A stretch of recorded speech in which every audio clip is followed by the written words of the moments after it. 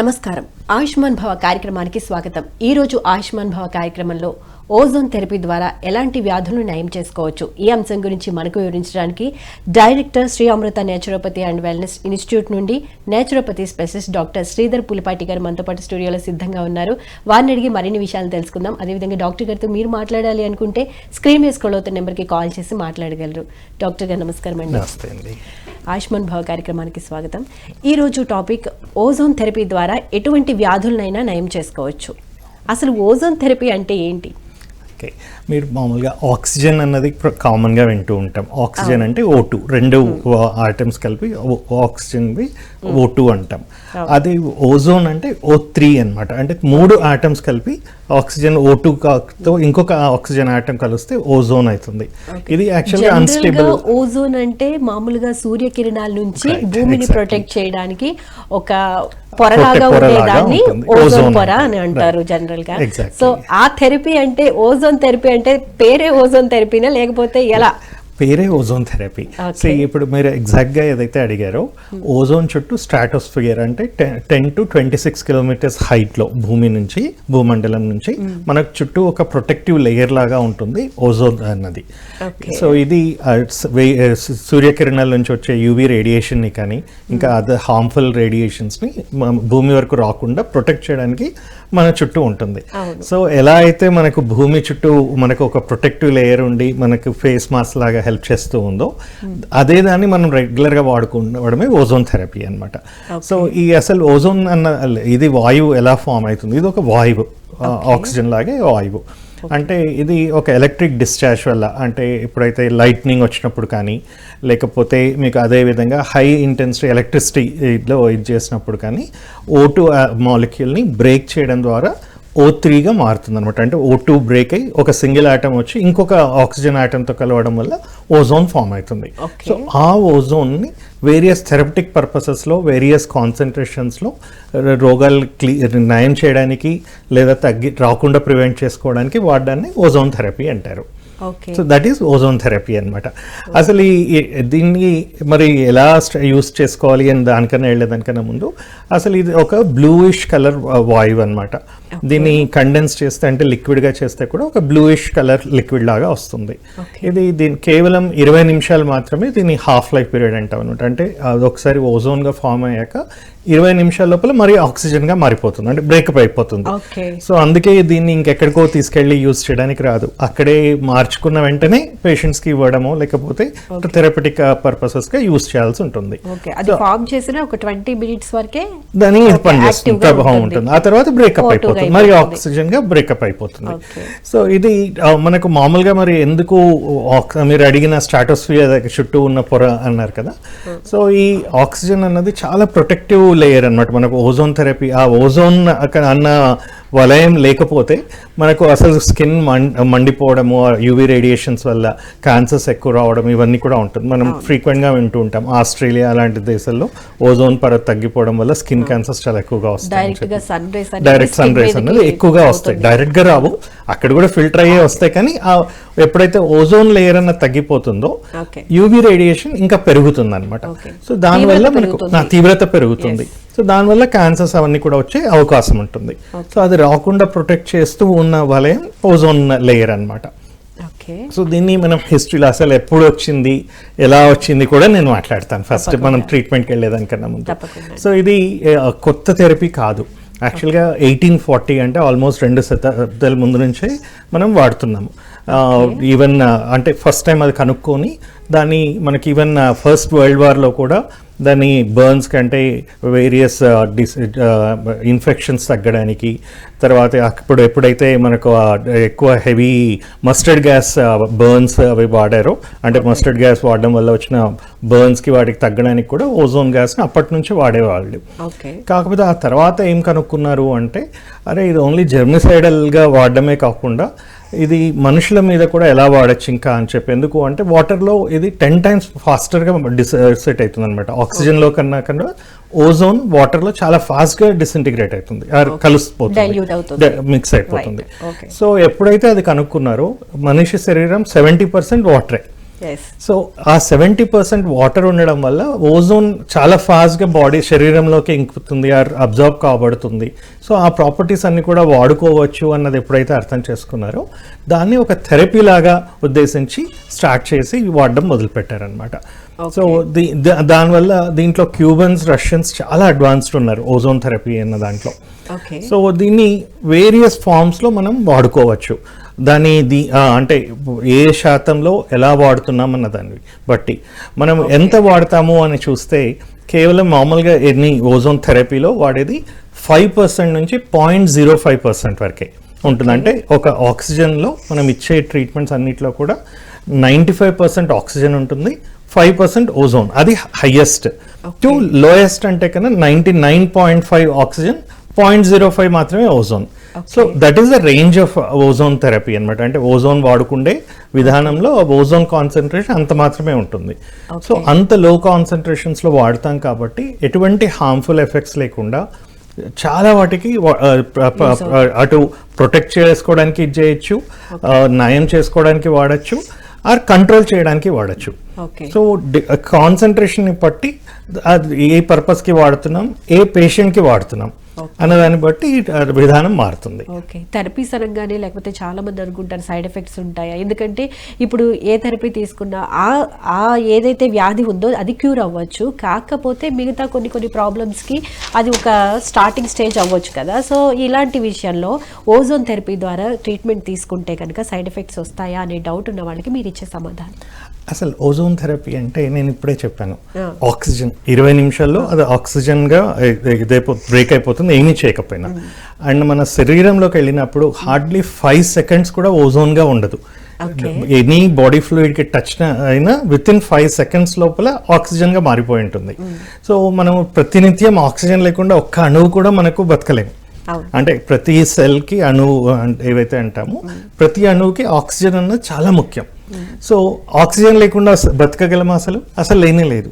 So same way ozone అన్నది harmful కాదు డైరెక్ట్గా, కాకపోతే గాలి పీల్చుకున్నట్లుగా ఆక్సిజన్ పీల్చుకున్నట్లుగా ఓజోన్ని పీల్చుకోవడానికి రాదు.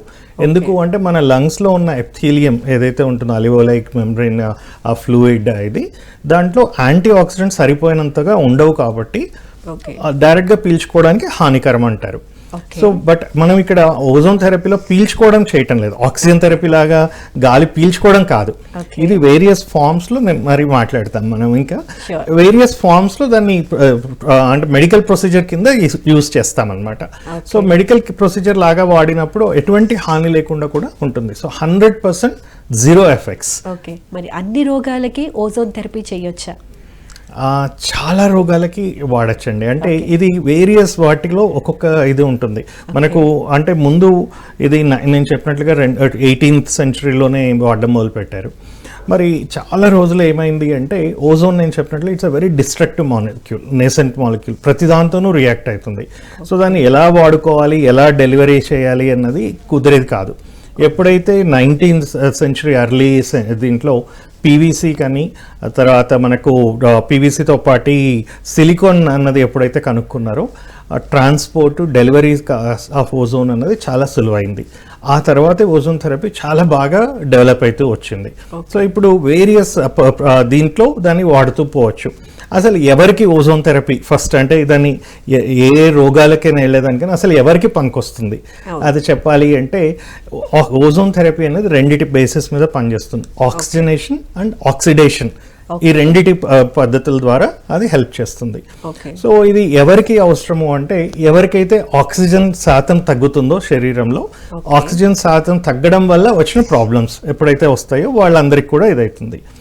సో మీరు నేను ఇప్పుడు మామూలుగా ఉన్నాం, మనకు ఆక్సిజన్ శాతం తగ్గిందా అంటే కొన్ని ఫ్యూ సిమ్టమ్స్, సింపుల్ థింగ్, రెస్ట్లెస్నెస్గా ఉండడం, నిద్ర లేచిన వెంటనే అలసట తీరకపోవడం, లేకపోతే ఇంకా నిద్ర అంటే బాగా నిద్రపోయానన్న సాటిస్ఫాక్షన్ లేకుండా ఉండడం కానీ, బాడీ పెయిన్స్ కావచ్చు, మజిల్ క్రాంప్స్ ఉండొచ్చు, లేకపోతే డైజెషన్ అన్నది పూర్తిగా సరిగ్గా కాకపోవడం, లేదా అసిడిటీ ఉండడం, మలబద్ధకం ఉండడం, కొద్దిపాటి తలనొప్పి లేదా బాడీ స్టిఫ్నెస్ ఉండడము, ఇవి చిన్న చిన్నవి.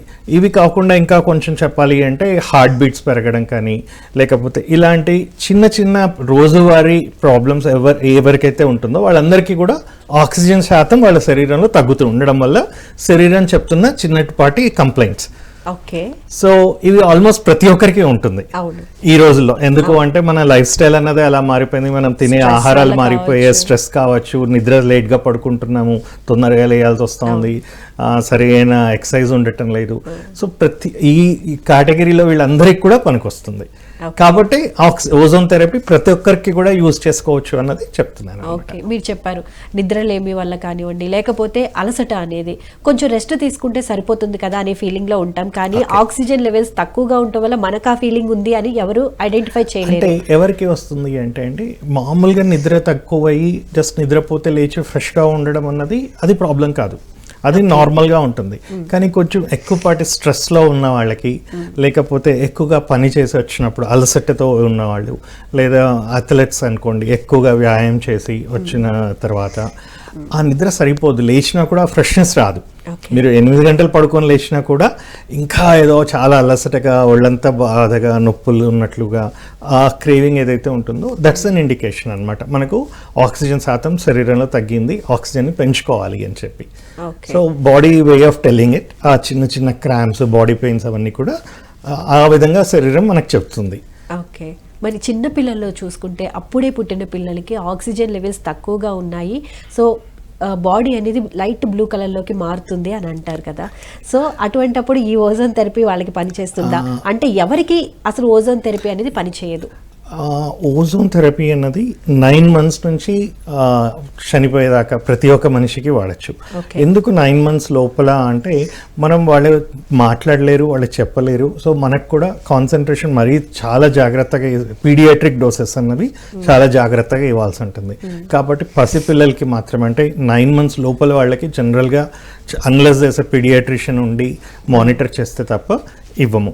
బట్ 9 months తర్వాత నుంచి ఎవరైతే కొద్దిపాటి శబ్దాలు చేయడం మొదలుపెట్టినా, అట్లీస్ట్ నాకు కష్టం కలుగుతా ఉంది అని ఏడుస్తూనూ ఏదో ఒకటి చెప్పగలిగే స్థాయికి వచ్చినప్పటి నుంచి చనిపోయేదాకా ప్రతి వ్యక్తికి కూడా, అంటే what ever age 90 years to 9 months దాకా మధ్యలో అందరికీ ఇవ్వచ్చు. ఓకే, ఓజోన్ థెరపీలో ట్రీట్మెంట్ తీసుకుంటున్నారనుకోండి, ఫుడ్ విషయంలో ఎటువంటి జాగ్రత్తలు తీసుకోవాలి? అటువంటి నిబంధనలు ఏమన్నా ఉన్నాయా? ఈ ఫుడ్ తినాలి, ఈ ఫుడ్ తినకూడదు, అట్లాంటివి ఏమన్నా ఉన్నాయా? అంటే ఓజోన్ థెరపీలో యాజ్ సచ్గా ఫుడ్ రిస్ట్రిక్షన్స్ కానీ, ఫుడ్ రికమెండేషన్స్ కానీ యాక్చువల్గా అవసరం లేదు. కాకపోతే ఇప్పుడు నేను చెప్పినట్లుగా సపోజ్ ఇవన్నీ కూడా మన చేంజ్ ఆఫ్ లైఫ్ స్టైల్ కానీ, సరైన ఈటింగ్ హ్యాబిట్స్ లేకపోవడం వల్ల రియాక్టివ్ ఆక్సిజన్ స్పీసెస్ అంటాం, ROS, ఇవి పెరిగిపోవడం వల్ల వస్తున్న ప్రాబ్లమ్స్ అన్నమాట. సో ఎప్పుడైతే ఆక్సిడేటివ్ స్ట్రెస్, మీరు చాలా ఈ మధ్య వర్డ్ వింటూ ఉంటాం, ఆక్సిడేటివ్ స్ట్రెస్ పెరిగిపోయింది అని. ఆక్సిడేటివ్ స్ట్రెస్ అంటే లోపల ఉన్న యాంటీ ఆక్సిడెంట్ శాతం తగ్గిపోయి ఆక్సిడేషన్ అన్నది ఎక్కువగా ఎత్తుకుపోతుంది అన్నమాట, బ్రేకింగ్ డౌన్. ఇంకా చెప్పాలంటే ఆమ్లత్వం పెరగడం శరీరంలో, తర్వాత ఇవన్నీ కూడా దాని ఇండికేషన్స్ అన్నమాట. సో ఎప్పుడైతే ఇవన్నీ పెరుగుతూ పోతాయో డెఫినెట్గా బాడీ డిటీరియరేట్ కావడం మొదలవుతుంది. బాడీ దాని సహజంగా ఉండే న్యాచురల్ ఇమ్యూనిటీ అన్నది తగ్గుతుంది. మనం ఆటోమేటిక్గా డిసీజెస్కి లోన్ కావడం కానీ, కంప్లైంట్స్ అన్ని రావడం మొదలవుతాయి. సో అవి రాకుండా ఉండాలి అంటే సరైన ఆహారం అన్నది చాలా అవసరం. సో టైంకి తినడము, ఎక్కువగా స్టార్చ్ ఫుడ్స్ కానీ, ఎక్కువగా షుగర్స్ ఉన్న ఫుడ్స్ తీసుకోకపోవడం, వీలైనంత వరకు వెజిటబుల్స్ని రెగ్యులర్గా తీసుకోవడము, బాయిల్డ్ వెజిటబుల్స్ ఎక్కువగా తీసుకోవడము, సలాడ్స్ కంపల్సరీగా ఉండేటట్టు, ఫ్రూట్ జ్యూసెస్, ఫ్రూట్స్ రెగ్యులర్గా ఉండడం, నట్స్ ఎక్కువగా ఉండేటట్టు, ఇవి జనరల్ హెల్త్ కోసం ఏదైతే అవసరమో ఓజోన్ థెరపీలో కూడా అవే సజెస్ట్ చేస్తాం. అంతేకాని ప్రత్యేకించి సపరేట్గా ఇదే డైట్ ఉండాలి ఓజోన్ థెరపీతో పాటు అని కాదు. సో ఓవరాల్ హెల్త్ కోసం ఇప్పుడు ఈ ఓజోన్ థెరపీ అన్నది ఇది ఒక సపరేట్ థెరపీ కాదు, ఇట్స్ అన్ ఇంటిగ్రేటెడ్ సిస్టమ్. అంటే ఏవైతే మిగతా థెరపీస్తో పాటు దీన్ని ఇంటిగ్రేట్ చేసుకోవడం వల్ల మనం వాడుతున్న ట్రీట్మెంట్ ఏదైనా కావచ్చు, మెడిసిన్స్ కావచ్చు, లేకపోతే న్యాచురోపతి కావచ్చు, ఆయుర్వేద కావచ్చు, హోమియో కావచ్చు, ఏ మెడికేషన్ అయినా మీరు వాడుతూ ఉంటే దాన్ని ఇంకా ఎఫెక్టివ్గా చేసేటట్టు, శరీరం దాన్ని బాగా అబ్జర్వ్ చేసుకునేటట్టు ఓజోన్ థెరపీ సాయం చేస్తుంది. ఓకే, అంటే మీ దగ్గరకు వచ్చే పేషెంట్స్కి అంటే వాళ్ళ ఉన్న కండిషన్ సిచ్యువేషన్ను బట్టి మీరు నేచురోపతిలో ట్రీట్మెంట్ చేస్తూనే ఓజోన్ థెరపీ చేస్తారా, ఎలాగా? అవునండి.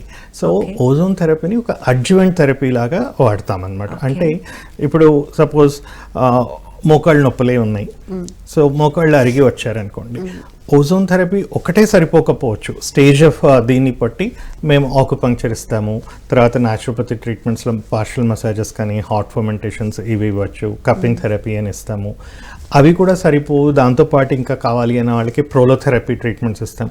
సో వీటన్నిటిలో కూడా ఓజోన్ని ఎలా ఇంటిగ్రేట్ చేయొచ్చు అంటే, ఓజోన్ అగైన్ ఇంజెక్షన్ రూపంలో ఇవ్వచ్చు, ఇంట్రాఆర్టికులర్గా, పెరిఆర్టికులర్ అంటే జాయింట్ చుట్టూ ఇంజెక్షన్స్గా ఇవ్వడానికి ఇది పనిచేస్తుంది.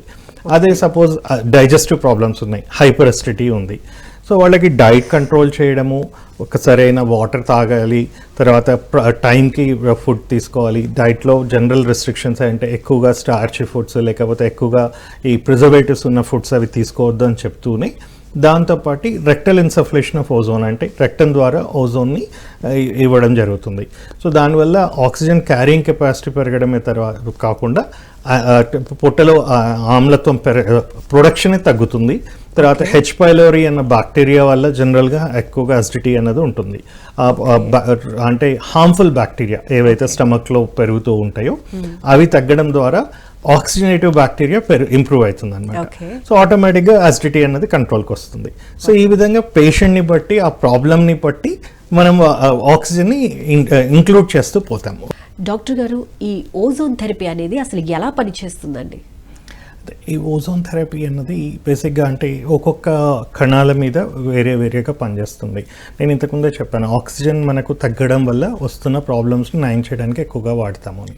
మరి ఆక్సిజన్ తగ్గినట్లు నేను చెప్పినవన్నీ కూడా సిమ్టమ్స్ అయ్యి మనకు పేషెంట్కి తెలుస్తుంది తప్ప ఏ టెస్ట్ ద్వారా తెలుస్తుందా అంటే దానికి టెస్ట్లే లేవు. యాక్చువల్గా ఏ టెస్ట్లోనూ మనకు ఆక్సిజన్ తగ్గింది కాబట్టి మీరు ఆక్సిజన్ పెంచుకోవాలి అని ఏ డాక్టర్ కూడా ఎప్పుడూ చెప్పలేరు. ఫీల్ అయ్యే సిమ్టమ్స్ని బట్టి ఐడెంటిఫై చేయాల్సి ఉంటుంది. కాకపోతే ఒకే ఒక బ్లడ్ టెస్ట్లో అంటే మనకు కంప్లీట్ బ్లడ్ పిక్చర్ అని ఏదైతే చేస్తామో దాంట్లో రెడ్ సెల్ బ్లడ్ వెడ్త్ అని ఉంటుంది అనమాట. ఆర్బీసీ వెడ్త్ అని, RW red cell distribution width. So అది ఎప్పుడైతే పెరిగిందో that means there's A higher demand for oxygen.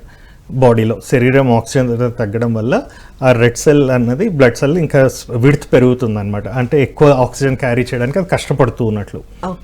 So that's an indicator that oxygen శాతం మనకు తగ్గింది. సో సిబిసి అనేది చాలా సింపుల్ టెస్ట్. ప్రతి ఒక్క డాక్టర్ ఫస్ట్ రాసే టెస్ట్లలో సిబిసినే ఉంటుంది. దాంట్లో ఇది ఒక్క చిన్న కాంపోనెంట్ ఆర్డీడబ్ల్యూ అంటారు అనమాట. అదొక్కటే మనకు distribution width, red cell distribution width అన్న ద్వారా మనం అది చూసి ఓకే ఆక్సిజన్ తగ్గింది అనుకోవచ్చు. సో ఈ ఆక్సిజన్ అన్నది బేసిక్గా నేను చెప్పినట్లుగా బాడీలోకి వెళ్ళిన వెంటనే ఆక్సిజన్గా డిసింటిగ్రేట్ అయిపోయి బాడీ ఫ్లూయిడ్స్లో మిక్స్ అయిపోతుంది. సో మిక్స్ అయ్యి అది బేసిక్గా ఆక్సిజనేషన్ కానీ ఆక్సిడేషన్ని కానీ ఎక్కడ వాడుతున్నాం అన్న దాన్ని బట్టి ఇచ్చేస్తుంది. సపోజ్ రెడ్ బ్లడ్ సెల్స్లో యూస్ చేస్తున్నాం అనుకోండి, అంటే మనకు ఆర్బీసీతో ఎప్పుడైతే మిక్స్ అవుతుందో అది ఇమీడియట్గా ఆర్బీసీ క్యారింగ్ కెపాసిటీని అంటే ఆక్సిజన్ క్యారింగ్ కెపాసిటీని పెంచుతుంది, ఎనర్జీ అవైలబిలిటీ టు ద సెల్స్ని పెంచుతుంది. సో మనకి ఎక్కడెక్కడైతే ఎనర్జీ అవైలబిలిటీ అంటే ఎనర్జీ తగ్గడం ద్వారా, ఇప్పుడు రైట్స్ ఫ్రమ్ సింపుల్ ఏ రోగం లేదు, స్పోర్ట్స్ పర్సన్కి యాక్టివ్గా పరిగెత్తాలి అంటే ఆ ముందు చాలామంది డ్రగ్స్ తీసుకుంటూ ఉంటారు, పర్ఫార్మెన్స్ డ్రగ్స్ అని చెప్పి. అలా లేకుండా ఈ సింపుల్ ఓజోన్ తీసుకొని వెళ్ళినా కూడా దర్ పర్ఫార్మెన్స్ ఇంప్రూవ్స్ అనమాట. Because there energy levels will increase. Red blood cells carrying capacity oxygen and energy distribution పెరుగుతుంది కాబట్టి వాళ్ళ పర్ఫార్మెన్స్ అనేది పెరుగుతుంది. సో అలా అంటే డిఫరెంట్ ఫార్మ్స్లో తీసుకోవచ్చు. అదే డబ్ల్యూబీసీ వైట్ బ్లడ్ సెల్స్ ఏవైతే మనకు రోగ నిరోధక శక్తిని ఇస్తాయో, ఎప్పుడైతే ఆ డబ్ల్యూబీసీలో మనకు రోగ నిరోధక శక్తి తగ్గడం వల్ల ఇమ్యూనిటీ లోపం వల్ల వేరియస్ డిసీజెస్ రావడం మొదలవుతుంది. సో ఎప్పుడైతే డబ్ల్యూబీసీని ఇచ్చేస్తుందో దాంట్లో కూడా సైటోకైన్స్ని వాటిని ఇంక్రీజ్ చేయడం వల్ల రోగ నిరోధక శక్తిని పెంచుతుంది అనమాట. సో ఆటోమేటిక్గా ఇమ్యూనిటీ పెరుగుతుంది. అంటే మనం సింపుల్ రోజువారీ ఎప్పుడైనా బయటకు వెళ్ళి వచ్చాము, ఇమీడియట్గా కోల్డ్, కాఫ్ ఇలాంటివి చాలా మందికి వస్తూ ఉంటుంది. That's also one symptom of immunity being reduced, oxygen carrying capacity తగ్గడం వల్ల. సో దాన్ని ఇమీడియట్గా మనం పెంచుకోవచ్చు. అంటే ఓజోన్ థెరపీ తీసుకోవడం ద్వారా రెగ్యులర్గా ఆ ఇమ్యూనిటీని పెంచుకోవచ్చు. సో అంటే నేను ఒక ఎగ్జాంపుల్ మాత్రమే చెప్తున్నాను, జలుబు, దగ్గు అన్నది. సో ఎక్కడెక్కడైతే రోగనిరోధక శక్తి తగ్గడం వల్ల మనకు ప్రాబ్లమ్స్ వస్తున్నాయో వాటన్నిటిలోనూ ఓజోన్ థెరపీని వాడుకోవచ్చు. అలాగే అదే ప్లేట్లెట్స్ మీద వాడామనుకోండి, రక్తంలో ప్లేట్లెట్స్, ఇవి గ్రోత్ ఫ్యాక్టర్స్ని పెంచుతాయి అన్నమాట. సో రైట్ ఫ్రమ్ మనకు స్కాల్ప్లో, అంటే బాల్డ్ హెడ్ నేను పట్టించుకోను, కానీ అలా కాకుండా మామూలుగా ఇప్పుడు చాలా మంది హెయిర్ రిజ్యునేషన్కి ప్లేట్లెట్స్ థెరపీ వాడుతూ ఉంటారు, ఆర్ పిఆర్పి వాడతాము మోకాళ్ళలో గుజ్జు పెరగడానికి అని ఇలా. సో ఎక్కడెక్కడైతే లేదా క్రానిక్ వూండ్స్ ఉంటాయి, కొన్ని నాన్ హీలింగ్ అల్సర్స్ అంటాము, డయాబెటిక్ ఫుట్, డయాబెటిక్ సోర్స్లో లేదా బెడ్ సోర్స్లో, సో వీటన్నిటిలో కూడా ప్లేట్లెట్ థెరపీ అనేది వాడుతూ ఉంటారు మామూలుగా. సో వాటిలో కూడా ఆ ప్లేట్లెట్స్లో ఉన్న గ్రోత్ ఫ్యాక్టర్ని పెంపొందించడం ద్వారా హీలింగ్ అనేది ఇంకా ఫాస్ట్గా అవుతుంది అనమాట. సో ఈ విధంగా కూడా ఓజోన్ థెరపీని వాడుకోవచ్చు. సో ఓజోన్ తెలుసుకుందాం. కాలర్ లైన్ లో ఉన్నారు. హలో హలో, నమస్తే అండి. మీ పేరు, ఎక్కడి నుంచి మాట్లాడుతున్నారు? అనంతపురం నుండి. మీ పేరు చెప్పండి. పాదాలంతా మంట. ఇంకొకసారి క్లియర్ గా ఎక్స్ప్లెయిన్ చేస్తారా ప్రాబ్లం ఏంటో? ఒక్కసారి చెప్పరా మీ ప్రాబ్లం ఏంటో? అదే పాదాలేంటి? పాదాల మంట. ఓకే, మీ వయసు ఎంతమ్మా? 90 ఏళ్ళండి. 90 ఏళ్ళు. ఓకే, వండర్ఫుల్ అండి. అంటే ఆ వయసు దాకా మీరు ఇంకా కంప్లైంట్ ఒక్కటే చెప్తున్నారు, పాదాల మంటలు ఒక్కటే, అంటే వెరీ గుడ్. మీకు ఒక్కటమ్మా షుగర్ ఉందా? షుగర్ లేదండి. షుగర్ లేదు. ఎప్పుడైనా వైటమిన్ డి లెవెల్స్ చెక్ చేయించుకున్నారమ్మా? అన్ని చేయించుకున్నాను, ఏం లేదంటారు. ఓకే, వైటమిన్ డి లెవెల్స్ లేకుండా, అంటే వైటమిన్ డి ఒక్కటి చెక్ చేయించుకోండి అమ్మా. జనరల్గా అది వైటమిన్ డి లెవెల్స్ చెక్ చేసి ఉండకపోవచ్చు. వైటమిన్ డి లెవెల్స్ తక్కువ ఉన్నప్పుడు కూడా పాదాల్లో మంటలు, ఎస్పెషల్లీ కాఫ్ మజిల్స్లో పొడిచినట్లు ఉండడము ఇది ఉంటుంది. సో ఏదైనా ఎవరైనా కాళ్ళు ఒత్తడము అవి చేస్తే తగ్గినట్లు అనిపిస్తుందా? కాళ్ళు ఒత్తితే మీకు ఎవరైనా, అంటే కాళ్ళు పట్టుకోవడము లేదా కాళ్ళు కాపడం కానీ చేస్తే తగ్గుతుందా మీకు?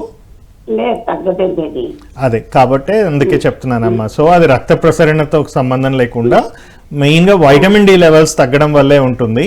ఒక్కసారి చెక్ చేసుకొని మీరు ఆహారంలో వైటమిన్ డి లెవెల్స్ డైరెక్ట్గా తీసుకోలేకపోతే ఆ వయసులో, అంటే జీర్ణం పెద్దగా కాదు అనుకుంటే కన్నా మీరు వైటమిన్ డి టాబ్లెట్స్ దొరుకుతాయి. అవి రోజుకి 10,000 IU అని దొరుకుతుంది అనమాట, 10,000 యూనిట్లు ఉన్నది. అవి రోజు ఒక టాబ్లెట్ వేసుకోండి, మీకు ఖచ్చితంగా ఆ మంటలు అవన్నీ కూడా తగ్గిపోతాయి. ఒక 10-15 రోజులు మీరు రెగ్యులర్గా వాడడం మొదలు పెడితే బాగా తగ్గుతుంది. ఓకే డాక్టర్ గారు, చెప్పండి, రాసుకుంటాను. వైటమిన్ డి టాబ్లెట్స్ అమ్మ, డి రైజ్ అని, కానీ అంటే పేర్లో ఏదైనా పర్వాలేదు. వైటమిన్ డి టాబ్లెట్ 10,000 యూనిట్లు ఉన్నది తీసుకోవాలి. 10,000 ఇంటర్నేషనల్ యూనిట్స్ అంటారు, IU అంటారు. అవి రోజు వాడండి, దాంతో మీకు బాగా రిలీఫ్ వస్తుంది. Right, thanks for the calling అండి. డాక్టర్ గారు, ఓజోన్ థెరపీ అనేది ఏ విధంగా పనిచేస్తుంది, ఎలా పనిచేస్తుందో ఎక్స్ప్లెయిన్ చేస్తున్నారు. అవునండి. So it's acts as an anti oxidant also. అంటే ఇప్పుడు మనము ఈ నిద్రలేమికని లేకపోతే ఇర్రెగ్యులర్ లైఫ్ స్టైల్కి ఏదైతే గురైతూ ఆక్సిడేటివ్ స్ట్రెస్ అన్నది ఉంటుందో అది తగ్గడానికి హెల్ప్ చేస్తుంది. తర్వాత రక్త ప్రసరణ పెరగడానికి హెల్ప్ చేస్తుంది, ఇంప్రూవ్ బ్లడ్ సర్క్యులేషన్ అనమాట. సో ఇప్పుడు హార్ట్ ప్రాబ్లమ్స్ ఉన్న వాళ్ళకి, హైపర్ టెన్షన్ ఉంటుంది. హైపర్ టెన్షన్లో ప్రాబ్లం ఏంటి, మెయిన్గా ఈ బ్లడ్ వెజల్స్ మనం స్ట్రా లాగా ఉండడం అనమాట. సో వాటిలో ఉండే థిన్ ఎపిథీలియం లేయర్ అనేది ఎప్పుడైతే బ్రేక్ డౌన్ కావడం మొదలవుతుందో, ఆ థిక్నెస్ పెరుగుతూ ఇదవుతుందో, సో దానివల్ల మనకు హైపర్ టెన్షన్ పెరుగుతుంది. సో ఓజోన్ థెరపీ ఎప్పుడైతే తీసుకుంటామో ఆ ఎపిథీలియం స్ట్రక్చర్ అనేది ఇంప్రూవ్ అవుతుంది. సో వాటి ఎలాస్టిసిటీ పెరగడం ద్వారా ఆటోమేటిక్గా బీపీ అనేది కూడా తగ్గుతుంది అనమాట. అలాగే హార్ట్ ప్రాబ్లమ్స్, అంటే స్ట్రోక్ తర్వాత కానీ లేకపోతే చెస్ట్ పెయిన్ ఉన్న వాళ్ళకి, ఏదైతే అంటామో, సో వాళ్ళకి కూడా ఓజోన్ థెరపీ రెగ్యులర్గా కొన్ని సిట్టింగ్స్ తీసుకోవడం వల్ల చాలా ఇంప్రూవ్మెంట్ అన్నది వస్తుంది. సో అలాగే ఇంకా చెప్పాలి అంటే టిష్యూస్కి ఇప్పుడు నేను చెప్పినట్లు వూండ్స్ ఏమైనా ఉన్నా కూడా వాటికి బాగా తగ్గడానికి. తర్వాత యాంటీ ఇన్ఫ్లమేటరీ అంటే ఓవరాల్గా వాపు ఆర్ వాతం అంటారు కదా, మనకు మామూలుగా చాలాసార్లు వాపులు ఉన్నాయి, శరీరం అంతా వాస్తూ ఉంది అని చెప్పి. సో ఆ వాపు ఎక్కడున్నా కూడా బాగా తగ్గిస్తుంది. అది మామూలుగా బ్లడ్ సెల్స్లో కావచ్చు, చర్మంలో కావచ్చు, లేకపోతే ఏ ఏరియాలో వాపు ఉన్నా కూడా దాన్ని తగ్గించడానికి వాడచ్చు. ఓకే. ఇంకా తర్వాత జెర్మిసైడల్గా అంటే ఇట్స్ అన్ యాంటీ బ్యాక్టీరియల్, అంటే బ్యాక్టీరియాని చంపడానికి, వైరస్ని చంపడానికి, క్రిములు ఏమైనా ఉన్నా చంపడానికి వాటికి కూడా బాగా యూస్ చేసుకోవచ్చు. సో అంటే లోపల మనకి ఇంటెస్టైన్స్లో ఏదైనా బ్యాక్టీరియల్ గ్రోత్ కానివ్వండి, వైరల్ గ్రోత్ కానివ్వండి, మామూలుగా వెంటనే ఏ చిన్న ప్రాబ్లం వచ్చినా యాంటీబయాటిక్ అన్నది ఇమీడియట్గా సజెస్ట్ చేస్తూ ఉంటారు. సో యాంటీబయాటిక్స్ రాంగ్ అని నేను చెప్పటం లేదు, కానీ రెగ్యులర్గా యాంటీబయాటిక్స్ వాడడం వల్ల వాటి సైడ్ ఎఫెక్ట్స్ ఉంటాయి, మనకు ఫర్దర్ ఇమ్యూనిటీ తగ్గి రెసిస్టెన్స్ అన్నది కూడా పెరుగుతుంది. కానీ ఇక్కడ ఎటువంటి సైడ్ ఎఫెక్ట్స్ లేకుండా ozone can be used as an anti immunity ఇదన్నమాట. ఓకే డాక్టర్ గారు, కాలర్ ఉన్నారు, కాలర్తో మాట్లాడదాం. హలో హలో హలో, నమస్తే అండి, మీ పేరు ఎక్కడి నుంచి మాట్లాడుతున్నారు? అండి. ఓకే అండి, ప్రాబ్లం ఏంటో డాక్టర్ గారికి చెప్పండి. చాలా నమస్తే అండి, చెప్పండి. అదేండి, కాళ్ళు మంటలో కొంచెం నీరు వస్తుంది, 72 సంవత్సరాలు. ఓకే, నీరు వస్తుంది అంటే మీకు రోజు నిద్ర లేచినప్పుడు కాళ్ళు వాపులు ఉంటాయా అండి? లేచినప్పుడు తిరుగుతుంటూ వస్తుంది. ఓకే, సాయంత్రం అయ్యేటప్పుడు కాళ్ళు వాస్తాయి. వాతే కాళ్ళు అరికాళ్ళు మంటలో సురుకుపోయి. ఓకే, మీకు థైరాయిడ్ ప్రాబ్లం ఏమైనా ఉందా అండి? ఏం లేదండి. ఓకే, తర్వాత మీకు ఫ్రీక్వెంట్గా ఒంటికి వెళ్ళాల్సిన అవసరం వస్తుందా రాత్రిపూట? హలో, యూరినేషన్ మీకు ఎలా ఉందండి? ప్రాస్టేట్ గ్లాండ్ ఏమైనా చెక్ చేయించుకున్నారా? ప్రాస్టేట్ గ్రంథి పెరిగిందని ఏమైనా చెప్పారా? హలో చెప్పండి. అదే ప్రాస్టేట్ గ్లాండ్ అయినా పెరిగిందేమో ఒకసారి అల్ట్రాసౌండ్ చేయించుకొని అంటే యూరినేషన్ సరిగ్గా కాకుండా యూరిన్ బ్లాడర్ దగ్గర మీకు ప్రాస్టేట్ గ్రంథి అదే అది రాత్రిపూట మీరు నిద్ర ఎన్నిసార్లు వేయాల్సి వస్తుంది? యూరినేషన్కి వెళ్ళాల్సి వస్తుందా? అందుకే నేను చెప్తున్నానండి, ఈ వయసులో మామూలుగా ప్రాస్టేట్ గ్రంథి అనేది పెరగడం వల్ల వాటర్ రిటెన్షన్ పెరుగుతుంది. అంటే మీకు ఈవినింగ్ అయ్యేటప్పటికి నీరు శాతం పెరగడం అన్నది జనరల్గా జరుగుతుంది. ఆ నీరు శాతం పెరగడం వల్ల కాళ్ళు అవన్నీ కూడా బరువుగా అయ్యి దానివల్ల నొప్పులు మంటలు ఉంటాయి అన్నమాట.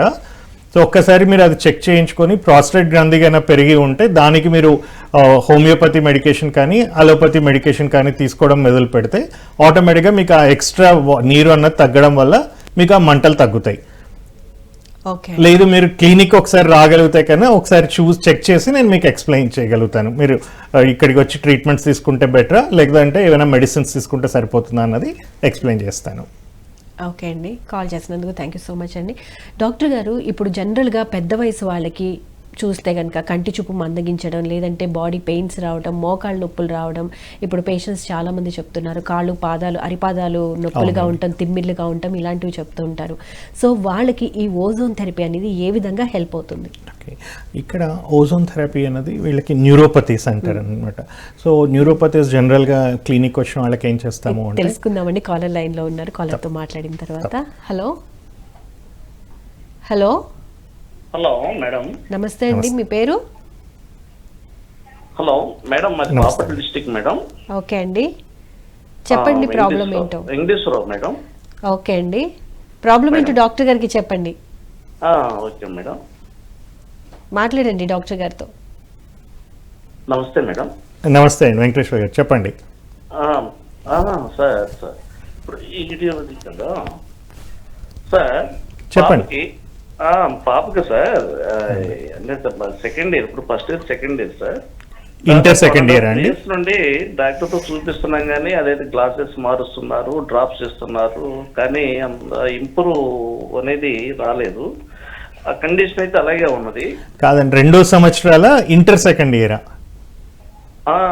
అంటే 2 సంవత్సరాల నుండి ఆ ప్రాబ్లం ఉంది. ఇంటర్ సెకండ్ ఇయర్ అంటున్నాను. పాప ఇంటర్ సెకండ్ ఇయర్ పాప ఇంటర్ సెకండ్ ఇయర్ చదువుతుంది. ఈ ప్రాబ్లం కంటి సమస్య వచ్చేసరికి దాదాపు 2 years నుండి ఉంది అంటున్నాను. Okay,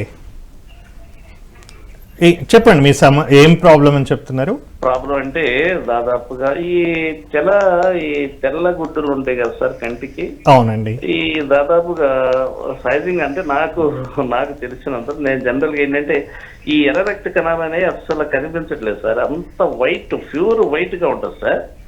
okay. దానివల్ల ఏంటంటే కళ్ళు కాస్త ఇబ్బందిగా ఉంటుంది డాడీ అంటుంది. అలా కాదంటే ఏమి ఇబ్బంది అవుతుంది? ట్యూబ్ సరిగ్గా కనపడటం లేదంటా ఉందా? సరిగ్గా కనిపించట్లేదు. గ్లాసెస్ పెడితేనే కాస్త బుక్స్ అవి చూడగలుగుతుంది. ఓకే. ఏదైనా కాస్త ఇంకా ఇబ్బందిగా ఉంది, తలనొప్పి వస్తుందని డాక్టర్ గారి దగ్గరికి వెళ్తే ఏదో డ్రాప్స్ రాస్తున్నారు. ఇక తర్వాత ఒక 1 year దాటిన తర్వాత మళ్ళీ గ్లాసెస్ మార్చటం అలా జరుగుతుంది. కానీ పొజిషన్ మాత్రం ఇంప్రూవ్ అయ్యే పరిస్థితి కనిపించలేదు. యాజ్ రీజ్ గా 2 సంవత్సరాలు ఎలాగుందో అలాగే ఉంది సార్. ఓకే అండి. ఒకటి అంటే దీనికి బేసిక్గా తనకి లాంగ్ సైట్ డెవలప్ కావడం మొదలైందండి, అంతకుమించి ఇంకేం లేదు. సో దానికి బేసిక్గా ఏం చేయాలి అంటే, ఒకటి మునగాకు బాగా రెగ్యులర్గా మీరు పొడులు లాగా చేసి పెట్టినా పర్వాలేదు. దాంతోపాటు కూరగాయలు, క్యారెట్స్, తర్వాత ఈ వైటమిన్ ఏ పెంచుకోవాలి బాగా. దాంతోపాటు కళ్ళకి చిన్నపాటి రోజు పడుకుండే ముందు ఒక 5 నిమిషాలు అంటే తడి బట్ట ఏదైనా ఐస్ వాటర్లో కానీ, ఎంత చల్లని నీళ్ళలో అయితే అంత మేలు, ఆ తడిపి కళ్ళ మీద వేసి ఒక 5 minutes పడుకోమని చెప్పండి. అలాగే రోజు morning and evening I exercises చేయడం, అంటే దగ్గర నుంచి దూరంగా చూడడము, డయాగ్నల్గా చూడడము పైకి కిందకి, తర్వాత రొటేషన్ చేయడం కళ్ళు, మరి రివర్స్ రొటేషన్ చేయడము, ఆ తర్వాత దగ్గర నుంచి వీలంత దూరం వరకు చూడడం, మరి దూరం నుంచి మరి దగ్గరికి చూడడం. ఇలాంటి ఎక్సర్సైజెస్ చేసుకుంటూ రెగ్యులర్గా ఇచ్చేస్తే మెల్లగా స్టెబిలైజ్ అవుతూ కొంతవరకు చూపు పెరుగుతుందండి. దాంతోపాటు ఇప్పుడు ఆల్రెడీ స్పెక్స్ వాడుతున్నవి రెగ్యులర్గా ఆ స్పెక్స్ వాడుతూనే ఈ ఎక్సర్సైజెస్ చేయడం మొదలు పెడితే తగ్గించుకోవడానికి కూడా కుదురుతుంది. అదే అంటే సార్ ఒకసారి పాపకి ఇస్తాను, కాస్త ప్రాబ్లం ఏంటో కాస్త క్లియర్ గా చెప్తాను సార్. ఓకే సార్ ఇమ్మంటారా? ఇవి ఎలా ఉంటుంది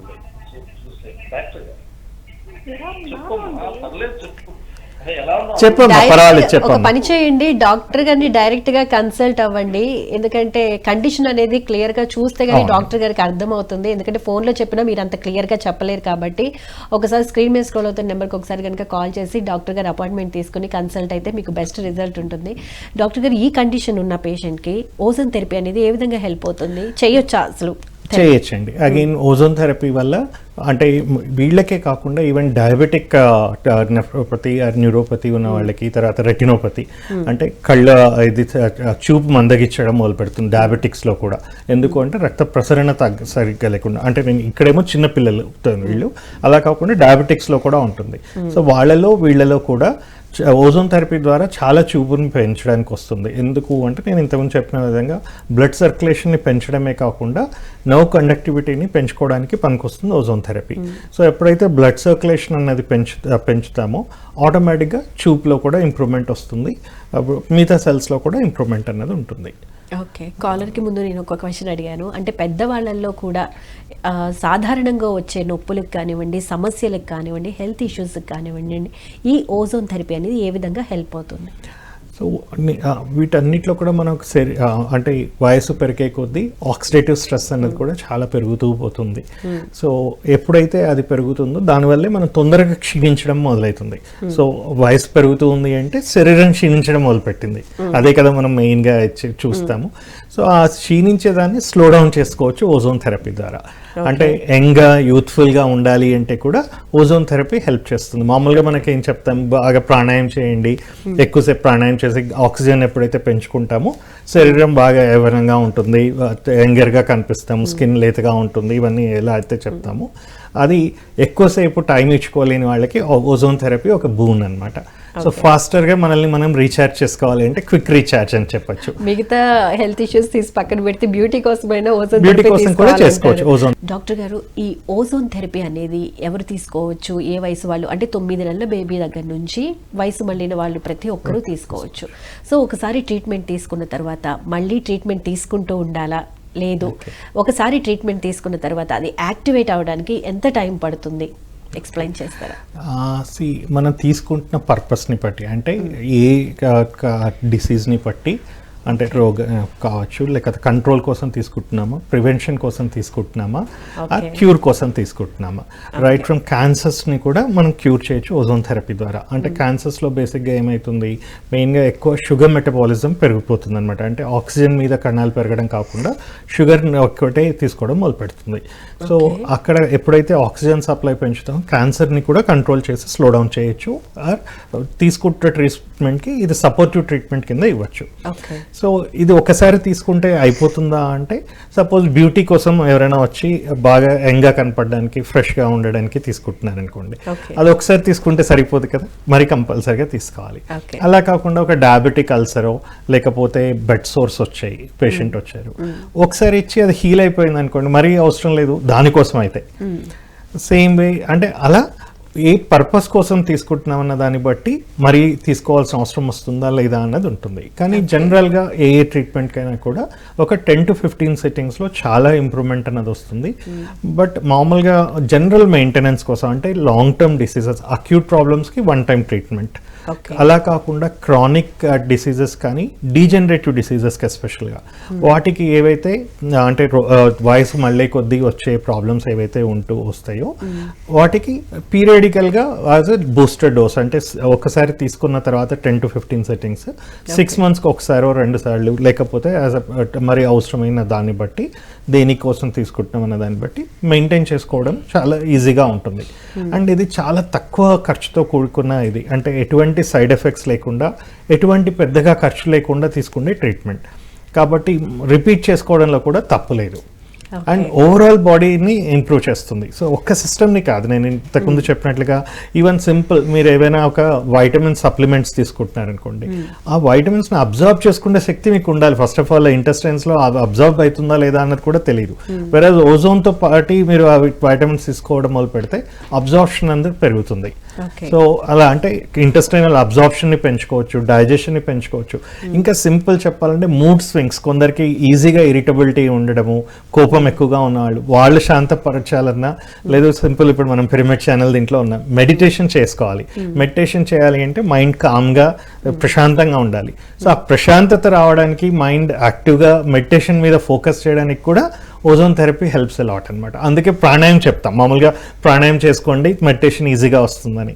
ఇక్కడ ప్రాణాయామం మీరు 5 గంటలు చేస్తే వచ్చే బెనిఫిట్, ఒక్క 5 నిమిషాలు మీకు రెక్టల్ ఇన్సఫ్లేషన్ ట్రీట్మెంట్ తీసుకుంటే చాలు, అంత ఆక్సిజన్ సప్లై బాడీకి వస్తుంది. సో ఆటోమేటిక్గా మైండ్ కూడా కామ్ అవుతుంది, మనకు ఫోకస్, కాన్సన్ట్రేషన్ పెరుగుతుంది. పిల్లలకి ఎగ్జామ్స్ ముందు కాన్సన్ట్రేషన్, మెమరీ పెరగాలి. ఎలా పెరుగుతుంది? ఎప్పుడైతే ఆక్సిజన్ కెపాసిటీని పెంచుకుంటామో ఆటోమేటిక్గా కాన్సన్ట్రేషన్, మెమరీ పెరుగుతాయి. సో ఎగ్జామ్స్ ముందు ఓజోన్ థెరపీ తీసుకోవచ్చు. సో ఇలా వేరియస్ పర్పసెస్ అన్నమాట. మనకు లేదు ఇంకా చెప్పాలి అంటే హార్ట్ ప్రాబ్లమ్స్ ఉన్న వాళ్ళు కంటిన్యూస్గా ఎన్ని రోజులు వాళ్ళు మందులు వాడాలి, దెర్స్ నో ఎండ్. అలాగే కిడ్నీ ఫెయిల్యూర్ అయ్యి డయాలసిస్కి వెళ్తున్న వాళ్ళు ఉంటారు, అది ప్రతి వారానికి ఒకసారి 2 సార్లు దినం మార్చి దినం లేదా ప్రతిరోజు డయాలసిస్ చేస్తూ ఉంటారు. అది ఇంకా రెస్ట్ ఆఫ్ ద లైఫ్ వాళ్ళకి కిడ్నీ ట్రాన్స్ప్లాంట్ చేస్తే తప్ప. సో అలాంటి వాళ్ళందరికీ కూడా ఓజోన్ థెరపీ తీసుకోవడం వల్ల మామూలుగా సపోజ్ డైలీ డయాలసిస్ చేస్తున్న వాళ్ళని వీక్లీ వన్స్కి తీసుకురావచ్చు, లేదు వీక్లీ తీసుకుంటున్న వాళ్ళకి మంత్లీ వన్స్ డయాలసిస్కి కూడా ఇంప్రూవ్ చేసుకోగలిగే అవకాశం ఉంటుంది ఓజోన్ థెరపీ ద్వారా. సో ఇలా ప్రాబ్లమ్ని బట్టి ఏ శాతంకి అంటే ప్రాపర్ ట్రైన్డ్ ఓజోన్ థెరపిస్ట్ అన్నది చాలా అవసరం అండి. ఇప్పుడు హైదరాబాద్లో మొత్తం మేము ఒక 10 మందిని కూడా లేము ఇంకా ozone therapist.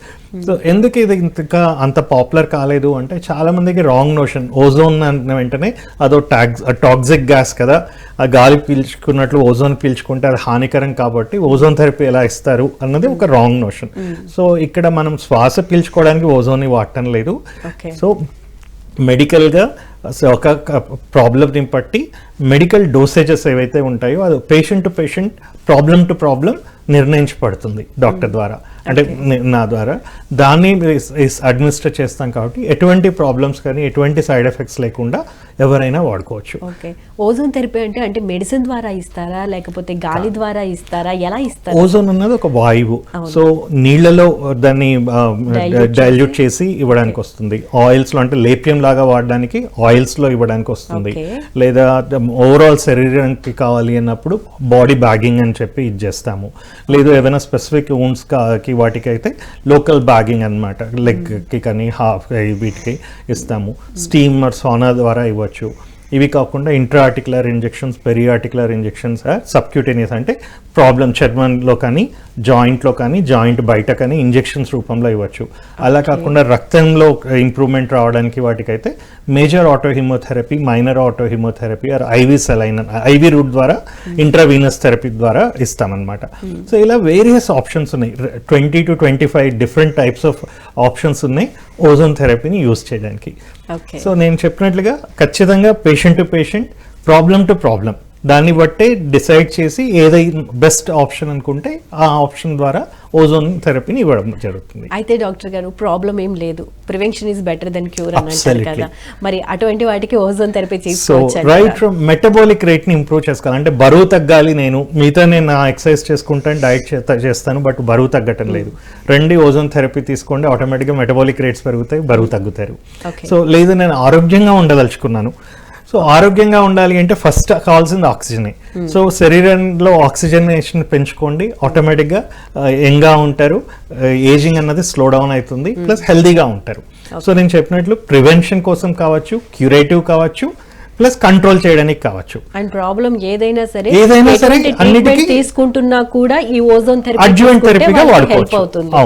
Right, thank you so much అండి. ప్రాబ్లం ఏదైనా సరే అంటే ప్రివెన్షన్ గా తీసుకున్నా లేకపోతే అసలు ప్రాబ్లం వచ్చిన తర్వాత దాన్ని ఫేస్ చేస్తున్నా, ట్రీట్మెంట్ వేరే ట్రీట్మెంట్ తీసుకుంటున్నా కూడా ఈ ఓజోన్ థెరపీ తీసుకునేటట్లయితే కనుక ఆ థెరపీకి ఈ ఓజోన్ థెరపీ యూజ్ అవుతుంది, సహకారం చేయడమే కాకుండా అది ఇంకా బెటర్ గా పనిచేసేటట్టు చేస్తుంది. Right, thank you so much అండి. ఓజోన్ థెరపీ గురించి చాలా చక్కగా వివరించినందుకు ధన్యవాదాలండి.